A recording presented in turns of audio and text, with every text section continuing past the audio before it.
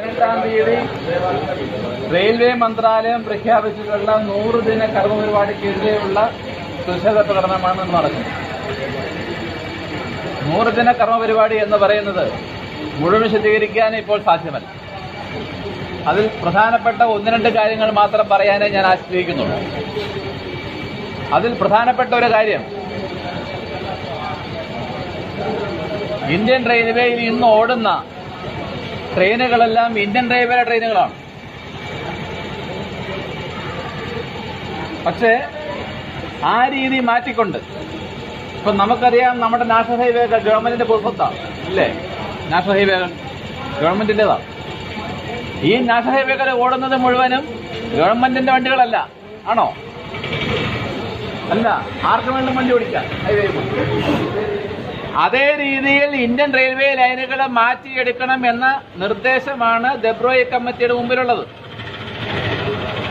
അതിനുവേണ്ടിയുള്ള പരിശ്രമ പ്രവർത്തനങ്ങളുടെ ആദ്യ പടി എന്ന നിലയ്ക്ക് റെയിൽവേയിലെ ലാഭമുണ്ടാക്കുന്നതായ 6 ലൈനുകളാണുള്ളത്. നിങ്ങൾക്കറിയാമെന്ന് ഞാൻ വിചാരിക്കുന്നത്. മദ്രാസിൽ നിന്നും കൽക്കട്ടയിലേക്കും, കൽക്കട്ടയിൽ നിന്ന് ഡൽഹിയിലേക്കും, ഡൽഹിയിൽ നിന്ന് ബോംബെയിലേക്കും, ബോംബെയിൽ നിന്ന് മദ്രാസിലേക്കും വരുന്നതായ ഒരു ഡയഗണൽ, ഒരു ക്വാഡ്രിലാറ്ററൽ, ചതുർഭുജം. ഈ ചതുർഭുജത്തിന്റെ 2 ഡയഗണൽ ചെന്നൈയിൽ നിന്നും ഡൽഹിയിലേക്കും, ബോംബെയിൽ നിന്ന് കൽക്കട്ടയിലേക്കും, ഈ 4 ലൈനുകളാണ് ഇന്ത്യൻ റെയിൽവേയുടെ വരുമാനത്തിന്റെ 80% ഉണ്ടാക്കുന്ന ലൈനുകൾ. ബാക്കിയെല്ലാം ഈ ലൈനുകളുടെ ലാഭത്തിൽ നിന്ന് അഡ്ജസ്റ്റ് ചെയ്ത് ജീവിക്കുന്ന ആൾക്കാരാണ്. സാധാരണ റെയിൽവേയിൽ മുഴുവൻ ലൈൻ.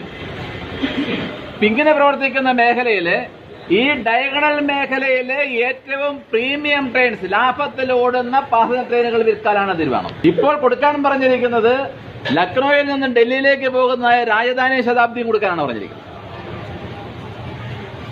ഈ 2 ട്രെയിനുകളെ സംബന്ധിച്ചിടത്തോളം കൊടുക്കാൻ തീരുമാനിച്ചിരിക്കുന്നത് സ്വകാര്യക്കാരും വരുന്നില്ല. വരാത്തത് കൊണ്ട് ഇന്ത്യൻ റെയിൽവേയുടെ തന്നെ ഭാഗമായിട്ടുള്ള IRCTCക്ക് ഈ 100 ദിവസത്തിനകം 2 ട്രെയിനുകൾ കൊടുത്തിരിക്കണം. അതാണ് തീരുമാനം.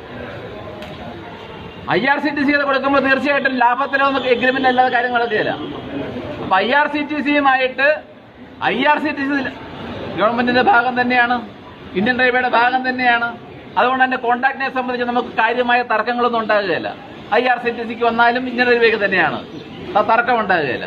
അപ്പോൾ IRCTCക്ക് ലാഭകരമാകുന്ന വിധത്തിലുള്ള ഒരു കോൺട്രാക്ടിന്റെ വ്യവസ്ഥകൾ എഴുതി ഉണ്ടാക്കുക. ആ വ്യവസ്ഥകൾ പ്രകാരം ഇനി സ്വകാര്യക്കാർക്ക് വണ്ടി കൊടുക്കുക. സ്വകാര്യക്കാർക്ക് വണ്ടി ഓടിക്കാൻ നമ്മുടെ കയ്യിൽ ആരുടെയും കയ്യിൽ കോച്ചുണ്ടോ? ആരുടെയും കയ്യിൽ എഞ്ചിനുണ്ടോ? ഇല്ല. അതിനും പണി എഴുതി വെച്ചിട്ടുണ്ട്. ഇന്ത്യൻ റെയിൽവേയിൽ ഇപ്പോൾ തന്നെ ഓടിക്കൊണ്ടിരിക്കുന്നതായ എഞ്ചിനുകളും കോച്ചുകളും വാഗണുകളും എല്ലാം ഇന്ന് ഇന്ത്യൻ റെയിൽവേയുടേതല്ല. അതിന്റെ ഉടമസ്ഥാവകാശം ഇരിക്കുന്നത് ഇന്ത്യൻ റെയിൽവേയുടെ തന്നെ ഒരു കോർപ്പറേഷൻ ആയിട്ടുള്ള Indian railway finance corporation, IRFC എന്ന് പറയുന്ന സാധനമാണ്. IRFCയിൽ നിന്നും വാടകയ്ക്ക് എടുത്തിട്ടാണ് ഇന്ത്യൻ റെയിൽവേ ഓടിക്കുന്നത്. ഇതേ വാടക വ്യവസ്ഥയിൽ IRCTCക്ക് കൊടുക്കാൻ പോയാൽ IRCTC കൊണ്ടുപിടിക്കാൻ പറ്റില്ല. കാരണം ഇന്ത്യൻ റെയിൽവേ ഇത് മുതലാക്കുന്നത് ഗുഡ്സുമായിട്ടുള്ള ക്രോസ് സബ്സിഡിയിൽ നിന്നാണ്. വെള്ളം ആരെങ്കിലും ഉണ്ടോ? തണുക്കാത്ത വെള്ളം പിടിക്കണേ. അപ്പോ തീർച്ചയായിട്ടും ഇന്ത്യൻ റെയിൽവേയുടെ ലീസിനേക്കാളും കുറഞ്ഞ ഒരു ലീസ് റേറ്റിലായിരിക്കും IRCTCക്ക് കൊടുക്കാൻ പോകുന്നത്. അതിനേക്കാൾ കുറഞ്ഞ നിരക്കിലായിരിക്കും പ്രൈവറ്റ് കൊടുക്കാൻ പോകുന്നത്. അങ്ങനെയുള്ള സമീപനത്തിലൂടെയാണ് ഇന്ത്യൻ റെയിൽവേയിൽ ഇന്ന് ഏറ്റവും ലാഭമുണ്ടാക്കുന്നതായ പ്രീമിയം ട്രെയിൻ രണ്ടെണ്ണം IRCTC കൊടുക്കുന്നു. അതിന്റെ പിന്നാലെ ലാഭമുണ്ടായിക്കൊണ്ടിരിക്കുന്നതായ സൂപ്പർ ഫാസ്റ്റ് എക്സ്പ്രസ് നമുക്കറിയാം, നമുക്ക് തന്നെ അറിയാലോ സീറ്റ് കിട്ടാത്ത വണ്ടികൾ ഏതൊക്കെയാണ്. ഏറ്റവും ആദ്യം ജില്ലാകുന്ന വണ്ടികളെല്ലാം സ്വകാര്യ മേഖലയ്ക്ക് പോകും. അങ്ങനെ പാസഞ്ചർ സർവീസിൽ തന്നെ എത്ര കണ്ട് ലാഭത്തിലുള്ള ഇത് അവിടെ നിൽക്കുന്നില്ല. രണ്ടാമത്തെ പരിപാടി എന്ന് പറയുന്നത് ഗിവ് അപ്പ് സബ്സിഡിയാണ്.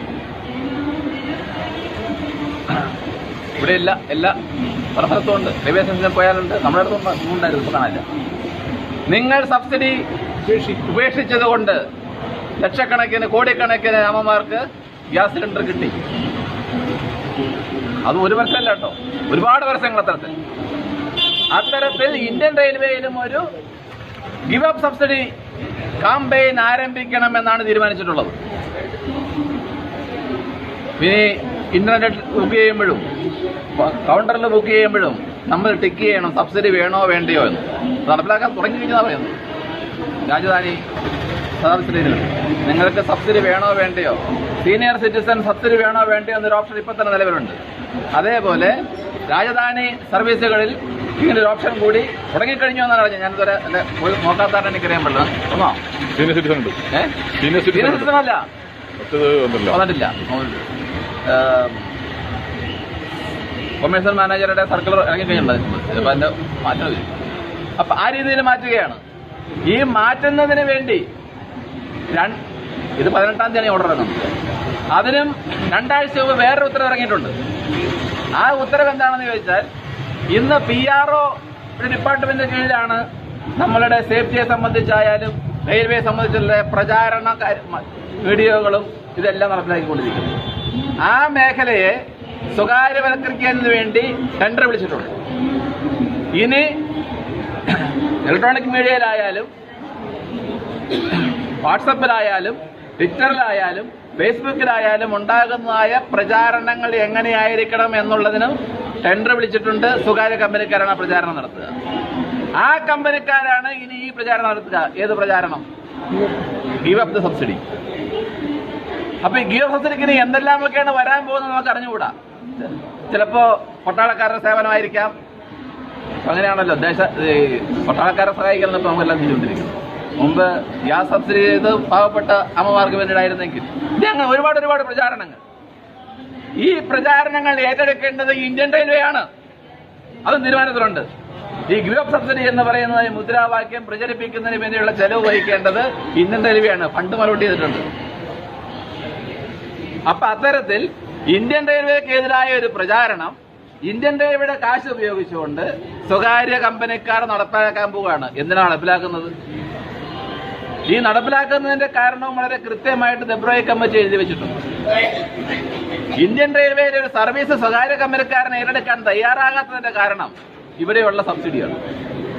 ഗുഡ്സും നിന്ന് വരുന്ന ലാഭത്തിൽ നിന്നും ഒരു വിഹിതം കൊടുത്തുകൊണ്ടാണ്. ടിക്കറ്റ് വാങ്ങിയിട്ടുള്ള സൂചിച്ചിട്ടുണ്ടാവോ? 53% പൈസ മാത്രമാണ് നിങ്ങളുടെ കയ്യിൽ നിന്ന് ഞാൻ വാങ്ങുന്നതിന് ടിക്കറ്റ് പുറത്ത് എഴുതി വെച്ചിട്ടില്ലേ? ഇത് കാണാത്തവരുണ്ടോ? നമ്മൾ കൗണ്ടറിൽ നിന്നൊരു ടിക്കറ്റ് വാങ്ങിയാൽ അതിന്റെ പുറത്ത് എഴുതി വെച്ചിട്ടുണ്ട്, യഥാർത്ഥ ചെലവിന്റെ 53% മാത്രമാണ് ഞങ്ങൾ വാങ്ങുന്നത്. അപ്പൊ 47% സബ്സിഡിയാണ്. ഈ സബ്സിഡി എവിടെ നിന്നാണ്? ഗുഡ്സിന്റെ ലാഭത്തിൽ നിന്നാണ്. ഈ ലാഭത്തിൽ നിൽക്കുന്നത് കൊണ്ടാണ് സ്വകാര്യ കമ്പനിക്കാർക്ക് ഇത് വാങ്ങാൻ പറ്റാത്തത്. ഈ സബ്സിഡി എന്ന് പറഞ്ഞ പരിപാടി ഇല്ലാണ്ടാക്കുക എന്നുള്ളത് ഈ സാധനങ്ങളെ ട്രെയിനുകളെ പുറത്തേക്ക് വിൽക്കുന്നതിന് വേണ്ടിയുള്ള ഒരു പ്രീ കണ്ടീഷനാണ്.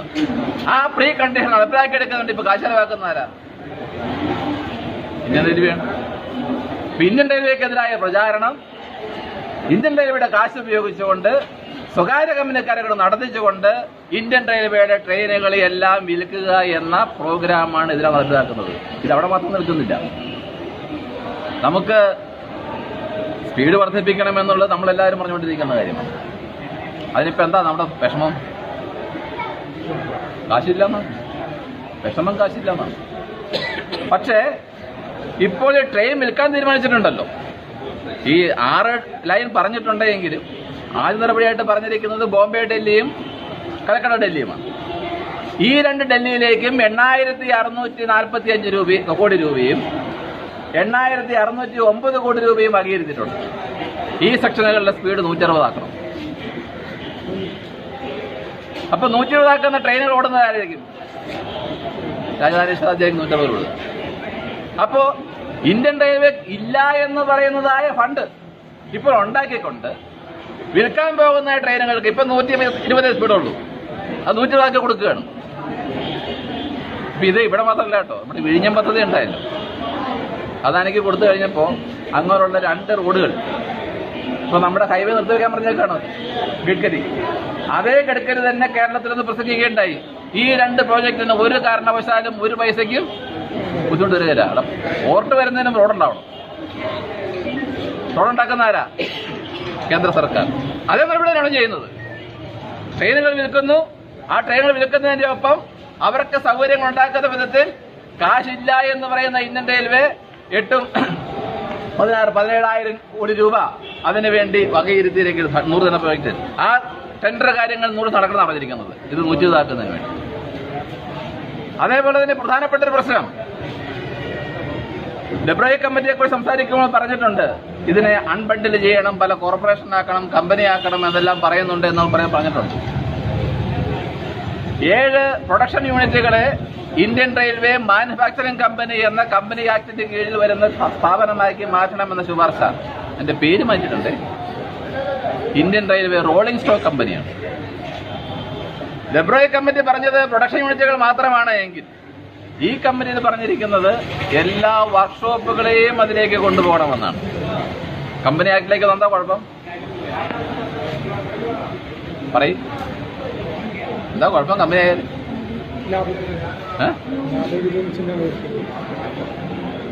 BSNL എന്ന് പറയുന്ന സാധനം ടെലികോം ഡിപ്പാർട്ട്മെന്റിന് കീഴിൽ 4ാം ശമ്പള കമ്മീഷൻ വരെ ശമ്പള കമ്മീഷൻ ആനുകൂല്യം പറ്റിയ തൊഴിലുകളാണ്. ശമ്പള കമ്മീഷൻ ഇതിലുണ്ടോ? BSNL തൊഴിലാളികൾ ശമ്പള പരിഷ്കരണത്തിന്റെ കീഴിലുണ്ടോ? ഇല്ല.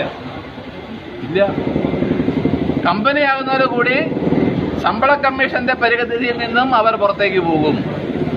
ഇന്ന് ഗവൺമെന്റ് തൊഴിലാളികളാണ് എന്ന് പറയുന്നുണ്ടെങ്കിൽ 2.25 ലക്ഷം തൊഴിലാളികൾ വർക്ക്ഷോപ്പുകളിൽ പണിയെടുക്കുന്ന, പ്രൊഡക്ഷനിൽ പണിയെടുക്കുന്ന റെയിൽവേ തൊഴിലാളികൾ എന്ന ഗവൺമെന്റ് തൊഴിലാളികൾ റെയിൽവേ തൊഴിലാളികളും ഗവൺമെന്റ് തൊഴിലാളികളും അല്ലാതായി മാറും. ഇനിയൊരു പേ കമ്മീഷൻ ഉണ്ടെങ്കിൽ അവരതിന്റെ കീഴിൽ വരില്ല. ഇപ്പോൾ കിട്ടിയ ശമ്പള സ്കെയിലുകൾ നിൽക്കുവോ? ഇപ്പൊ ശമ്പള സ്കെയിലുകൾ നിൽക്കുവോ? വളരെ കൃത്യമായി എഴുതി വെച്ചിട്ടുണ്ട്. ഓരോ പ്രൊഡക്ഷൻ യൂണിറ്റുകളും ഓരോ വർക്ക്ഷോപ്പുകളും ഇൻഡിവിജ്വൽ പ്രോഫിറ്റ് യൂണിറ്റുകളായിട്ട് മാറണം. അവിടെ കിട്ടുന്നതായ വരുമാനം കൊണ്ട് ചെലവ് നടത്തിക്കൊള്ളണം. ഏതെങ്കിലും ഒരു വർക്ക്ഷോപ്പിന് വരുമാനത്തെക്കാൾ കൂടി ശമ്പളം കൊടുക്കേണ്ടി വന്നാൽ സിക്യൂണിറ്റി ആയിട്ട് മാറും. സിക്യൂണിറ്റി ആയിട്ട് സംഭവിക്കും. DA കൊടുക്കണ്ട, നമുക്കറിയില്ല. സിക്യൂണിറ്റായ DA കൊടുക്കണ്ട. റെയിൽവേ അതിൽ വർക്ക് ചെയ്യുന്ന തൊഴിലാളികൾക്ക് ശമ്പള വർദ്ധനവിന് സൈക്യൂണിറ്റി കൊടുക്കാൻ പറ്റുകയില്ല. ഇങ്ങനെ ഒരുപാട് നിയന്ത്രണങ്ങൾ സിക്യൂണിറ്റികൾക്കുണ്ട്. അപ്പോൾ ഇതങ്ങ് കമ്പനിയായി പ്രഖ്യാപിച്ചു കഴിഞ്ഞാൽ വലിയ താമസമൊന്നും വേണ്ട, 6 മാസത്തിനകം ഇതെല്ലാം സിക്കായി കിട്ടിക്കോളും. പിന്നെ DA കൊടുക്കണ്ട, ശമ്പള വർദ്ധന വേണമെന്ന് പറഞ്ഞ് സമരം ചെയ്യണ്ട. എല്ലാം വളരെ സുഖമാണ്. ആ രീതിയിലേക്ക് 2.25 ലക്ഷം തൊഴിലാളികളെ മാറ്റുക എന്ന പരിപാടിയാണ് ഇവിടെ പറഞ്ഞിരിക്കുന്നത്. ഇന്ന് ICF-ന്റെ മേധാവി ആരാ? ജനറൽ മാനേജറാണ്. അയാൾ ജനറൽ മാനേജറല്ല. ഇത് 100 ദിവസത്തിനുള്ളിൽ അയാളുടെ പേര് CEO എന്നാവും. ചീഫ് എക്സിക്യൂട്ടീവ് ഓഫീസർ എന്നായിട്ട് മാറും. ഈ പേര് പോലും ഡെബ്രോയി കമ്മിറ്റി പറഞ്ഞിട്ടുള്ളതാണ്. റെയിൽവേ ബോർഡ് എന്ന സ്ഥാപനം ഇല്ലാണ്ടാകണം. ഇന്ത്യൻ റെയിൽവേക്ക് എന്ന് പറയുന്നത് ഒരു മിനിസ്ട്രിയാണ്. ഈ റെയിൽവേക്ക് വേണ്ട എല്ലാ നിയമങ്ങളും ഉണ്ടാക്കാൻ അധികാരമുള്ള ഒരു സ്ഥാപനമാണ് റെയിൽവേ ബോർഡ്. അതെല്ലാം പോകും.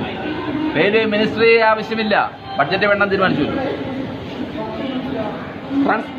സർഫസ് ട്രാൻസ്പോർട്ട് മിനിസ്ട്രിയുടെ കീഴിൽ ഇന്ന് എങ്ങനെയാണോ റോഡും ഷിപ്പിംഗ് കോർപ്പറേഷനൊക്കെ നിൽക്കുന്നത്, അതേപോലെ റെയിൽവേയും അതിന്റെ ഒരു ഭാഗമായിട്ട് മാറണം എന്ന രീതിയിലേക്ക് ഡെബ്രോയി കമ്മിറ്റി എന്താണ് വിഭാവന ചെയ്തിരിക്കുന്നത്, ആ വിഭാവന അനുസരിച്ച് ഇത് മാറ്റുന്നതിന് വേണ്ടിയുള്ള വളരെ ശക്തമായ നടപടികൾ ആരംഭിക്കുന്നതിന് വേണ്ടിയുള്ള 100 ദിന കർമ്മ പരിപാടികൾ പ്രഖ്യാപിച്ചിട്ടുണ്ട്. അതിന്റെ കൂടെ ചില കാര്യങ്ങൾ പ്രഖ്യാപിച്ചിട്ടുണ്ട്. ഞങ്ങൾ സ്ഥിരം ആവശ്യപ്പെട്ട കാര്യമാണ് ക്യാബ് സിഗ്നൽ. റെയിൽവേയുടെ ഞാൻ വരാൻ പോകുന്ന സിഗ്നൽ എന്താണ് എന്ന് എനിക്ക് ക്യാബിൽ ഇൻഫർമേഷൻ കിട്ടണം. ഇപ്പൊ ഇല്ല, കണ്ടാലറിയാവും. അത് ആരംഭിക്കണം എന്ന് പറഞ്ഞിട്ടുണ്ട്. എല്ലാ സ്റ്റേഷനിലും വൈഫൈ വയ്ക്കണം എന്ന് പറഞ്ഞിട്ടുണ്ട്. ഇപ്പോൾ ആകെ 1200 ജില്ലാ സ്റ്റേഷനിലേ ഉള്ളൂ. ബാക്കി എല്ലാ സ്റ്റേഷനിലും വൈഫൈ വയ്ക്കണം 100 ദിവസത്തിനുള്ളിൽ. അത്തരം ചില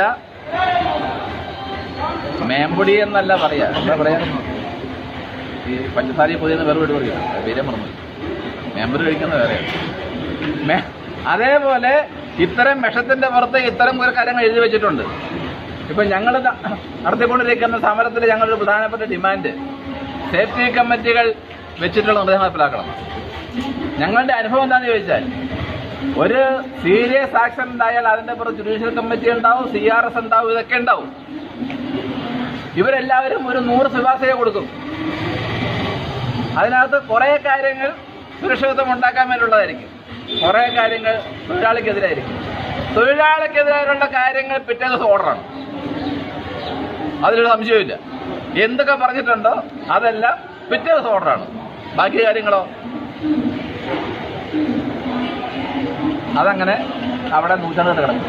ഇത് തന്നെയാണ് സംഭവിക്കാൻ പോകുന്നത്. റെയിൽവേ നവീകരണത്തിന് വേണ്ടി എന്ന് പറയുന്നതായ യാതൊരു കാര്യങ്ങളും നടപ്പാക്കാതിരിക്കുകയും സ്വകാര്യവൽക്കരണവും അൺബണ്ടിലിങ്ങും വളരെ ഫാസ്റ്റായിട്ട് നടക്കുകയും ചെയ്യുന്ന വളരെ ഒരു കർമ്മപരിപാടി. ഈ കർമ്മപരിപാടി മുമ്പ് പറഞ്ഞതുപോലെ ചുമ്മാ ഒന്നൊന്നല്ല കേട്ടോ. ഈ കർമ്മപരിപാടി BJPയുടെ പ്രകടന പത്രികയിൽ പറഞ്ഞിട്ടുള്ളതാണ്. അതറിയാതെ നമ്മൾ ഒരാൾക്ക് വേണ്ടിയുണ്ട്. ഇന്ത്യൻ റെയിൽവേ സ്വകാര്യവൽക്കരിക്കും, സ്വകാര്യ ട്രെയിനുകൾ ഓടിക്കും, കോർപ്പറേഷനുകളാക്കി മാറ്റും എന്നുള്ള കാര്യം BJPയുടെ പ്രകടന പത്രികയിൽ പറഞ്ഞിട്ടുള്ള കാര്യമാണ്. പറയുന്നതാണ് മനസ്സിലാക്കുന്നത്. ഇതറിയാതെ നമ്മൾ ഒരാൾക്ക് ഓടിയാറുണ്ടാവും. തീർച്ചയായിട്ടും ഇതിനെ പിടിച്ചു നിർത്തണമെന്നുണ്ടെങ്കിൽ അതിന്റെ ഉത്തരവാദിത്വം ഇപ്പോൾ പ്രകടനം നടത്തുമ്പോൾ നമ്മുടെ പലരും ധാരണ പൊതുജനങ്ങൾ അത് നേരിടണമെന്നാണ്. അത് നടക്കുന്ന കാര്യമല്ല. ഇന്ത്യൻ റെയിൽവേയിൽ ടിക്കറ്റ് എടുത്ത് യാത്ര ചെയ്യുന്ന ആൾക്കാരാരാ? 110 പേർക്ക് ഇരിക്കാനുള്ള ജനറൽ സിറ്റിംഗ് കോച്ച്. അതിനൊരു പേരുണ്ട് പുതുതായിട്ട്, അന്ത്യോദയൻ. അന്ത്യോദയ കോച്ചിനകത്ത് തിരുവനന്തപുരത്ത് നിന്ന് ഹൗറയിലേക്കോ അല്ലെങ്കിൽ ഗോഹട്ടിയിലേക്കോ 110 പേരുടെ കയറേണ്ട കോച്ചിനകത്ത് 350ഉം 400ഉമായി ടിക്കറ്റ് എടുത്ത് പോകുന്ന ആളുകളാണ് ഇന്ത്യൻ റെയിൽവേയിൽ നമുക്ക് ശമ്പളം തരുന്നത്.